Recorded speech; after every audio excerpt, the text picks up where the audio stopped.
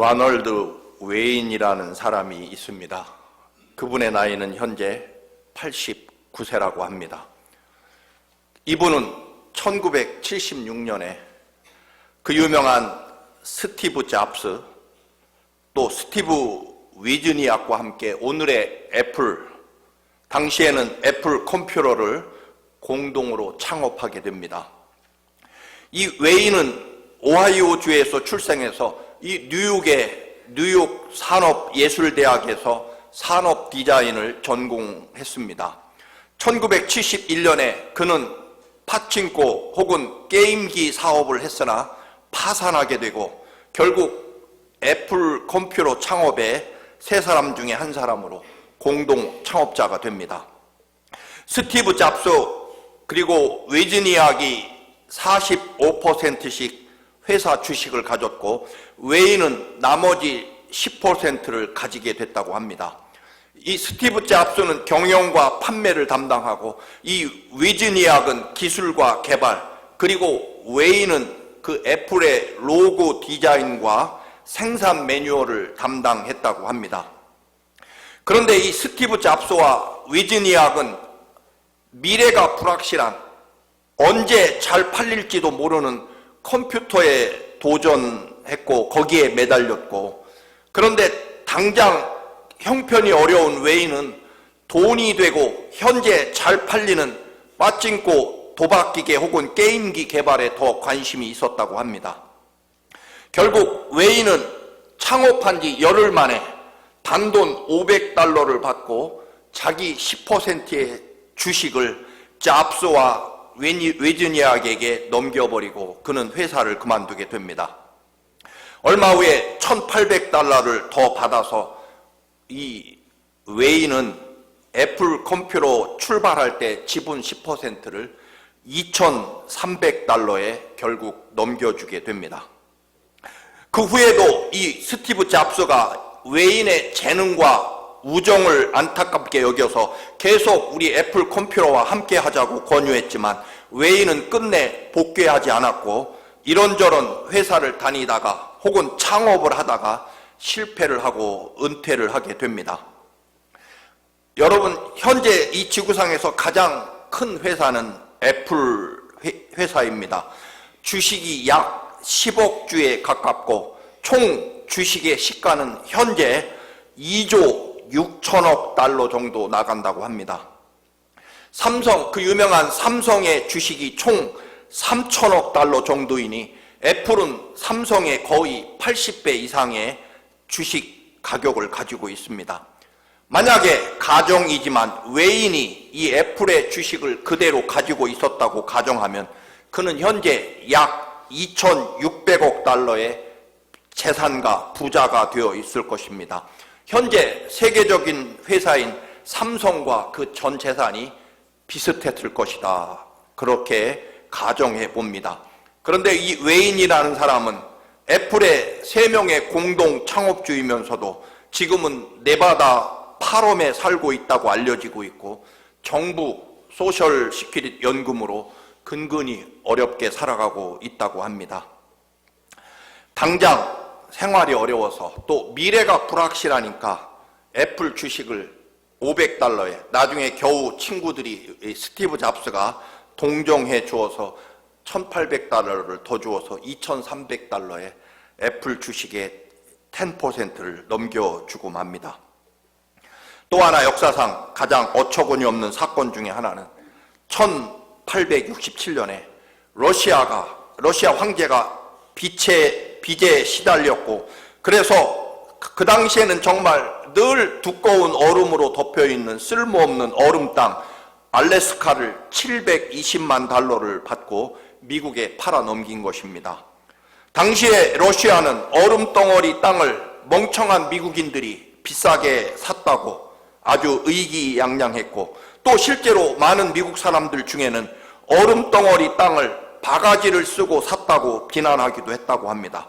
그러나 지금은 알다시피 러시아의 코앞에 미국이 엄청난 군사기지를 물론이고 북극 항해권과 상상을 넘는 석유와 우라늄, 천연자원, 그리고 관광자원으로 지금은 미국 국토의 본토의 5분의 1의 면적을 가지고 있고 아예 그 당시 720만 달러와 비교조차 불가능할 정도로 엄청난 이익과 또 유익함을 미국에 주고 있습니다. 성경에 어처구니 없는 사건 중에 하나는 바로 이 붉은 죽 한 그릇에 장자의 명분을 넘겨준 사건일 것입니다. 에서와 야곱은 쌍둥이로 태어났고 야곱은 에서의 발 뒤꿈치를 잡고 태어납니다. 뱃속에서 서로 먼저 태어나려고 싸우다가 힘에 부친 야곱은 결국 형 에서의 발목을 붙잡고 늦게 태어납니다. 쌍둥이였지만 외모도 정반대였고 성격과 체질도 정반대였습니다. 에서는 외향적이고 야곱은 내성적입니다. 에서는 사냥하러 산과 들로 돌아다녔고 야곱은 집에서 어머니의 일을 돕게 됩니다. 아브라함부터 내려온 이삭, 그 모든 유산은 당연히 장자로 태어난 에서가 이어받게 되어 있습니다. 그러나 성경은 결과적으로 동생이었던 야곱에게 아브라함과 이삭의 모든 유산이 넘어가게 됩니다. 야곱과 에서의 관계에서 결정적인 장면은 두 곳일 것입니다. 하나는 에서가 야곱에게 장자의 명분을 죽 한 그릇에 팔아먹은 장면이고, 또 다른 하나는 20년 후에 타향살이를 끝나고 고향으로 돌아오면서 약복강에서 야곱이 혼자 남아서 하나님과 씨름하며 엉덩이 뼈가 부러질 정도로 하나님께 매달린 장면일 것입니다. 야곱은 평소처럼 어머니 리브가를 도와 붉은 죽을 끓입니다. 우리말에는 팥죽으로 번역되어 있긴 하지만, 그러나 한때 슈퍼푸드로 알려진 렌틸 죽일 것이다. 왜 중동에는 이 붉은 콩죽이 렌틸 콩죽이기 때문입니다. 마침 형 에서가 사냥해서 돌아왔습니다. 너무 피곤하고 배가 고팠습니다. 풍겨오는 고소한 죽 냄새가 견디지 못하게 합니다. 동생 야곱에게 빨리 죽 한 그릇 달라고 이야기합니다. 사실 이 이야기는 형님으로서, 가족으로서 당연한 요구죠. 그렇지 않습니까? 동생이 죽을 끓이고 있을 때 야 아우야 죽 한 그릇만 다오 라고 말하는 것은 형으로서, 가족으로서 당연한 요구입니다. 뭐 사고팔고 하는 그런 관계는 전혀 아닌 거죠. 실제로 어머니 리브가나 야곱도 형 에서가 들판에 산을 누비면서 잡아온 그런 짐승의 고기를 늘 만나게 먹었을 것입니다. 형 에서가 잡아온 짐승의 고기를 사 먹은 것은 아닐 것입니다. 아버지 이삭은 집에서 키우는 아주 살찌고 기름진 양이나 염소 혹은 송아지 고기도 얼마든지 있었겠지만, 에서가 사냥해온 흔히 말하는 자연산 고기를 무지무지하게 좋아했습니다. 에서는 본래 집안일이나 가축을 돌보는 일보다는 들판을 멋지게 누비며 사냥하는 그런 체질이었습니다. 본문은 에서를 익숙한 사냥꾼이었다, 그리고 들판의 사람이었다라고 그렇게 기록합니다. 여러분, 아주 고대 풍습을 따진다면 뛰어난 사냥 솜씨를 가진 남자, 그 당시에는 먹을 것이 넉넉하지 않은 아주 옛날 시대에는 여러분 들판에 나가 아주 살찐 그런 짐승을 잡아오는 남자가 얼마나 인기가 있었고 멋진 남자였겠습니까? 인간적인 기준으로 보면 에서는요, 야곱보다 훨씬 많은 뛰어난 그런 재능과 또 축복을 받고 태어난 사람입니다. 장자의 권리를 가지고 태어났고요, 또는 엄청난 힘과 용맹함을 가지고 태어났고, 아버지 이삭의 사랑과 기대를 받고 자란 사람입니다. 뒤에 26장을 보면 이삭은 아버지 아브라함에게부터 물려받은 엄청난 가축들에다가 스스로 농사까지 지어서 이삭은 굉장히 부자였습니다. 할아버지와 아버지의 엄청난 유산을 상속받도록 정해져 있는 에서 장남입니다. 거기에다가 그는 뛰어난 힘과 용맹함을 가지고 들판을 누비며 짐승을 잡아오는 멋진 남자였습니다. 때문에 이 말은 적어도 에서는요, 먹고 살기 위해서, 먹을 것이 없어서 가난해서 하는 수 없이 사냥 다닌 남자가 아니라 취미로 즐거움을 위해서, 오락을 위해서 들판을 누비며 사냥이 취미였던 그런 사람이라고 볼 수 있을 것입니다. 왜냐하면 할아버지 아브라함과 아버지 이삭이 굉장히 부자였기 때문입니다. 모든 유산과 뛰어난 재능과 용맹함을 가진 에서는 여러분 모든 것을 다 갖춘 남자였습니다.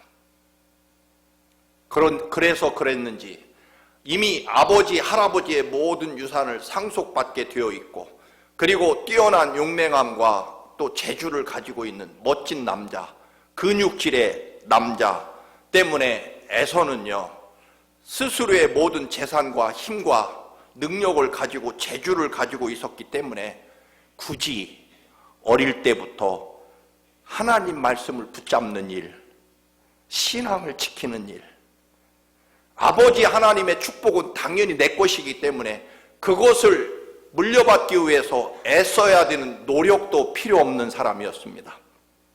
주어진 축복과 재능과 힘을 가지고 즐거운 인생을 살면 되는 거죠. 그래서 취미 생활이 사냥이었다, 그렇게 볼 수 있을 것입니다. 때문에 하나님 앞에 별로 아쉬울 게 없는 거죠. 먹고 살만하고 아버지, 할아버지 유산 상속받으면 되고, 또 나는 굉장히 스스로 강건하고 용맹스럽고 뛰어난 재주를 가지고 있는 멋진 사람이기 때문입니다. 굳이 하나님의 은혜가 더 필요치 않은 사람입니다.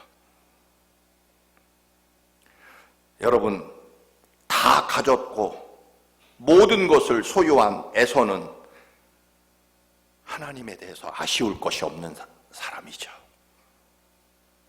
세상 뒤집혀도 장남으로 내가 먼저 태어난 것은 바뀔 수 없기 때문에 그렇습니다. 그러나 여러분, 우리가 꼭 기억해야 될 것이 있습니다. 하나님의 은혜는 누구 것입니까? 하나님 거죠. 하나님 은혜는 하나님 것입니다. 하나님이 주신 축복은 하나님 것입니다. 내 생명, 내 건강, 내 재산 하나님 것입니다. 이것을 잊으면 안 됩니다. 여러분, 내 것이라고 생각하는 순간 하나님이 한번 어느 날 훅 불면 순식간에 건강도 생명도 재산도 순식간에 날아가 버릴 것입니다. 왜? 하나님 것이기 때문입니다.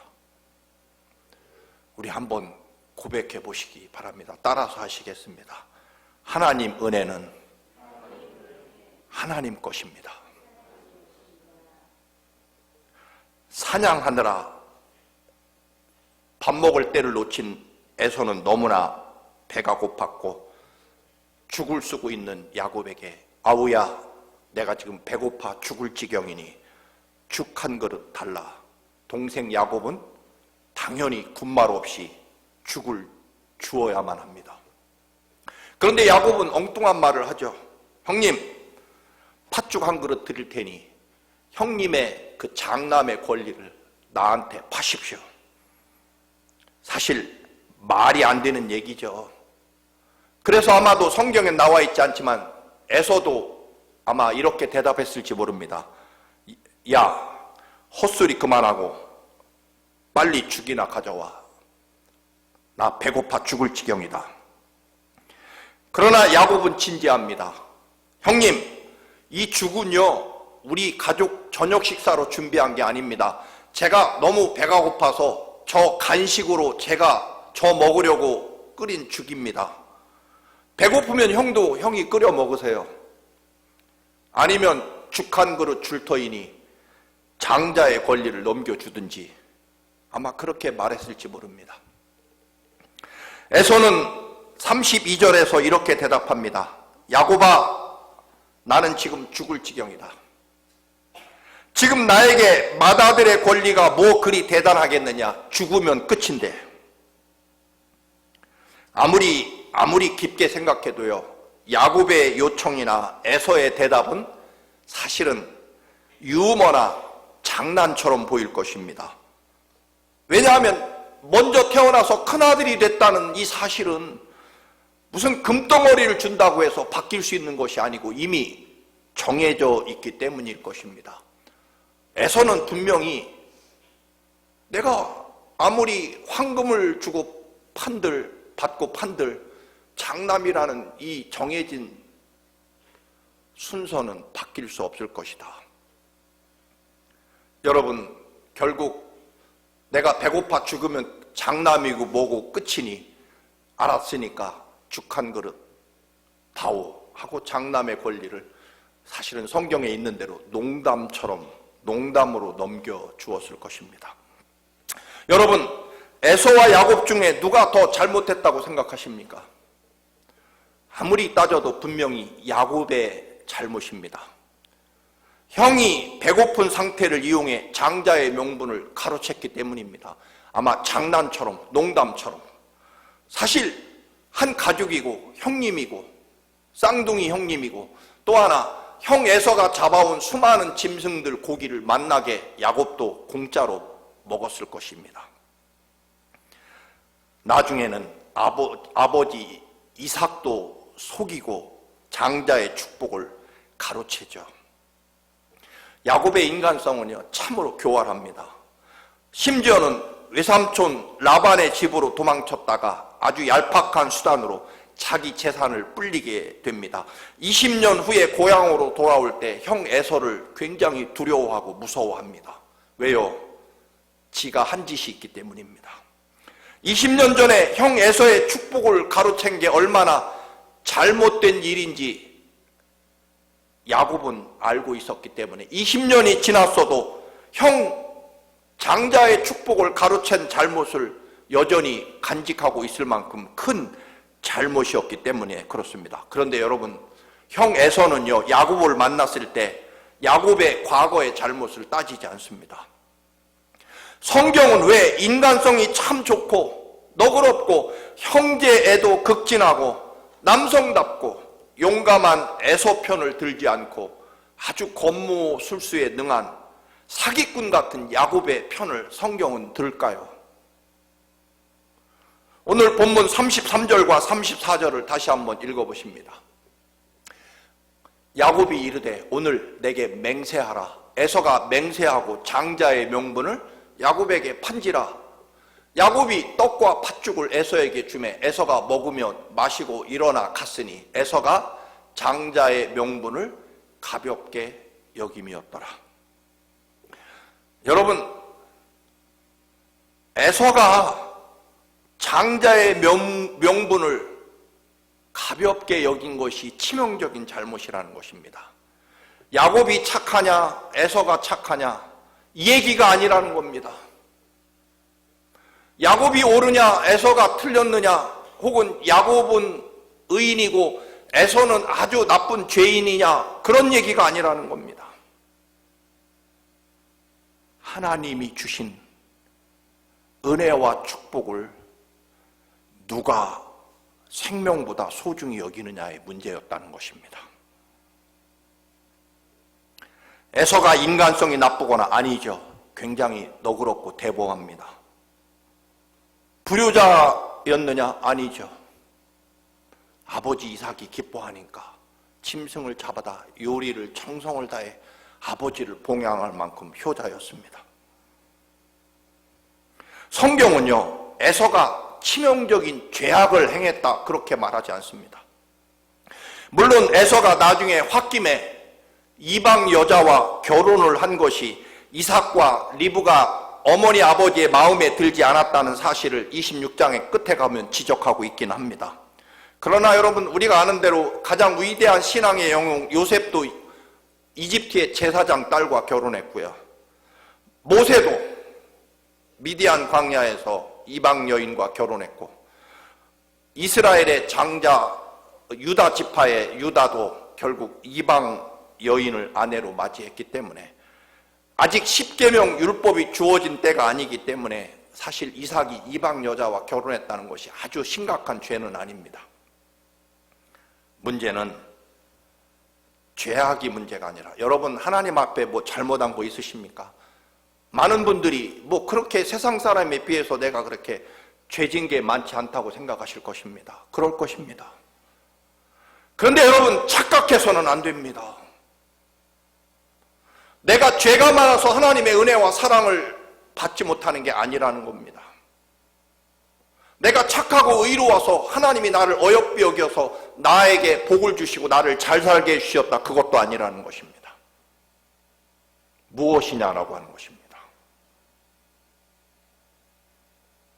하나님의 은혜와 사랑은 하나님 것이고 하나님이 주시는 것이고, 그 은혜가 있어야 내 생명과 삶이 온전히 유지된다는 살아계신 하나님의 놀라운 은혜와 축복이 나를 존재케 하고, 하나님의 은혜가 있어야 내가 살 수 있습니다라고 하는 하나님의 은혜에 대한 생명을 걸고 하나님의 은혜와 사랑을 소중히 여기는 사람이냐라고 하는 것인, 그 사람을 하나님이 소중히 여기시겠다는 것입니다. 하나님, 나 착하게 살았습니다. 그러니 복 주십시오. 그런 인간적인 공로가 아니라는 것입니다. 여러분, 에서가 절대로 야곱에 비해서 죄인이냐? 반대입니다. 오히려 야곱이 훨씬 죄인입니다. 그런데 에서의 잘못은요, 하나님이 주신 은혜와 축복, 그걸 소유할 수 있는 장자의 권리를 자기 것으로, 당연한 것으로, 내 것으로, 세상 변해도 이건 내 것이고 내게 영원히 존재할 것처럼 하나님의 은혜를 자기 것으로 삼았기 때문에, 그리고 이것은 여러분의 생명과 여러분의 건강과 여러분의 재산과 여러분의 지위가 내 것이고 이건 영원할 것이라고 하는 교만이 문제라는 것입니다. 그리고 그건 절대로 바뀌지 않을 것이다라는 착각이죠. 여러분, 건강이 내 것입니까? 생명이 내 것 같습니까? 여러분이 가지고 계신 재산이나 자식이 여러분 것 같습니까? 영원할 것 같습니까? 이거야말로 무서운 착각이라는 것입니다. 그래서 에서는요, 내 장자의 명분은 세상 하늘이 두 쪽 나도 내가 먼저 태어난 장남이고 할아버지와 아버지의 유산은 결국 내 것이 될 것이라고 하는 착각 속에서 하나님이 주신 은혜를 하나님 앞에 두려움과 겸손함으로, 그리고 감사함으로 하나님 앞에 선 것이 아니라 내 것이 확실하기 때문에 언제든지 내 마음대로 할 수 있다라고 생각했기 때문이라는 것입니다. 뒤집어 말한다면 야곱이야말로 하나님의 주시는 장자의 명분, 좀 더 구체적으로 말하면 하나님의 은혜가 있어야 살 수 있다라고 하는 하나님의 은혜에 대한 열망, 그것이 생명보다 소중하다고 생각한 사람이라는 것입니다. 도덕적으로 재주가 많고 뛰어난 인간성을 가진 사람이라는 뜻이 아니라 하나님 은혜가 아니면 저는 살 수 없습니다. 그래서 약복강에서도 혼자 남아서 하나님이 제게 복 주시기 전까지는 하나님을 놓을 수 없습니다. 좀 더 심한 말로, 하나님 복 주시지 않으려면 저를 차라리 죽이십시오. 놔라.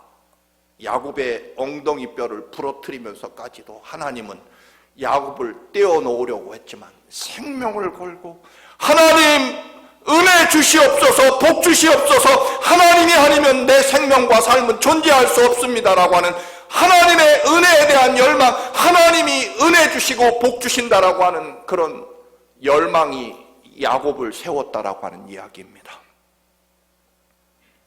사랑하는 청암 가족 여러분, 예수님이 십자가에 우리를 대신해서 죽으셨습니다.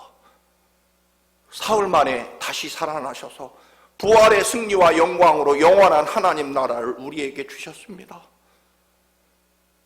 내가 똑똑하고 뛰어나고 뭔가 남보다 나은 구석이 있어서 그거야말로 무서운 착각 속에 살아가는 거죠. 다시 말씀드립니다. 하나님의 은혜는 하나님 것입니다.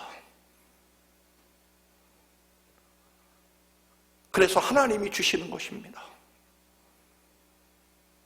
당연히 내 것이고 영원할 것이라고 착각하면 하나님의 은혜는 하나님 것이기 때문에 언제든지 더 열망하고, 비록 나는 부끄럽고 부족하고 재주도 없지만 하나님 은혜가 아니면 살 수 없다라고 하는 하나님의 은혜에 자신의 생명과 삶을 온전히 바치는 그 사람에게 하나님의 축복이 옮겨간다는 것입니다. 내가 지금 죽게 생겼으니 뭐 한 끼 굶는다고 에서가 죽습니까, 여러분? 그럴 리 없는 거죠. 그런데 여러분, 배고픈 것을 과장하죠. 내가 배고파 죽으면 장자의 명분이 무슨 소용이 있겠느냐. 우선 살고 봐야지. 우선 당장 내가 죽게 되었으니 나부터 살고 봐야지. 먹고 살아야 하나님에 대한 믿음도 갖고 교회도 다닐 수 있지 않겠느냐. 당장 굶어 죽는데 하나님과 교회가 무슨 소용이냐. 이 에서의 불안과 변명이 오늘 이 시대에 우리의 변명과 불안과 같죠. 여러분, 그러면 안 됩니다. 우리 인생에서 십자가 보혈의 은혜와 부활의 승리가 우리의 삶의 모든 것이 되어야 한다는 것입니다. 물론 먹고 살아야 한다는 여러분의 간절하고 절실한 비명소리, 그거 들으면 지금 이 설교가 여러분 미안하고 사실은 망설여질 수 있습니다. 여러분의 삶이 얼마나 어려운지 알고 있기 때문입니다. 그래도 여러분,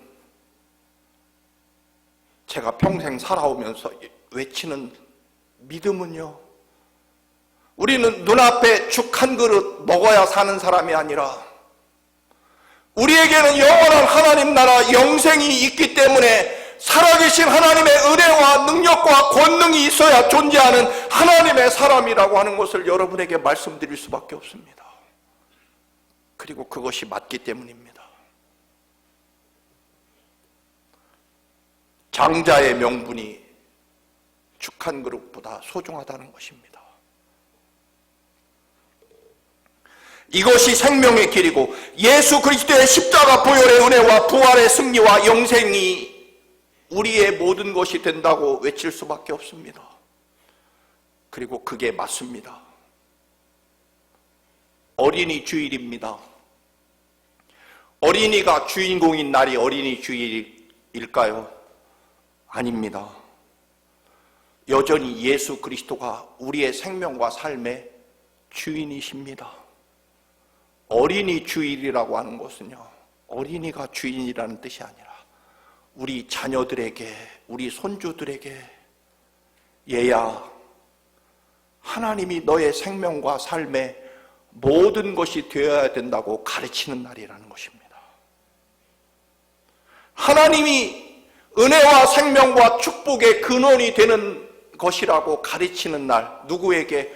우리 자녀에게, 우리 손주들에게. 얘야, 네 생명과 삶의 주인이 하나님이시다라고 하는 것을 가르치는 날이 어린이 주일이 되어야 된다는 것입니다. 그것은 여러분에게도 마찬가지입니다. 장자권을 잃을 리가 없고 내 생명과 내 재산, 마치 누가복음에 있는 부자처럼 내가 산더미처럼 돈과 식량을 쌓아 놓았으니 이제 나는 마음껏 먹고 즐기면 된다. 하나님이 뭐라고 말씀하십니까? 얘야, 오늘 네 생명을 가져가면 그 많은 재산과 식량은 누구 것이 되겠느냐라고 물으십니다. 장자권을 잃을 리가 없기 때문에 농담처럼 당연히 내 것이기 때문에 죽 한 그릇에 얼마든지 넘겨줄 수 있다라고 생각하는 에서가 성경에서는 가장 어리석은 인생이 됩니다. 가장 똑똑하고 뛰어나고 놀라운 축복을 소유하고 시작된 에서의 삶이었지만 말입니다. 사랑하는 교우 여러분, 우리는 아무리 세상 것이 좋고 크고 화려하고 안전할지라도 그건 죽 한 그릇에 불과할 것입니다. 죽 한 그릇에, 한 끼 식사에 영원하신 하나님의 생명과 은혜를 바꿀 수 없습니다. 하나님이 여러분의 생명과 영원한 소망이 되시고 하나님의 은혜를 붙잡는 여러분의 믿음이 되시기를 주님의 이름으로 축원합니다. 아멘. 기도하시겠습니다. 우리의 생명과 삶이 되시는 아버지, 주님이 주시는 생명과 은혜가 우리의 삶의 모든 것이 되게 하옵소서. 에서와 같이 하나님의 은혜를 내 것으로 당연하게 여기지 않게 하시고 오로지 하나님의 은혜는 하나님 것임을 늘 기억하며 하나님의 생명과 은혜를 붙잡는 저희들의 믿음의 삶이 되게 하옵소서. 예수 그리스도의 이름으로 기도드립니다. 아멘.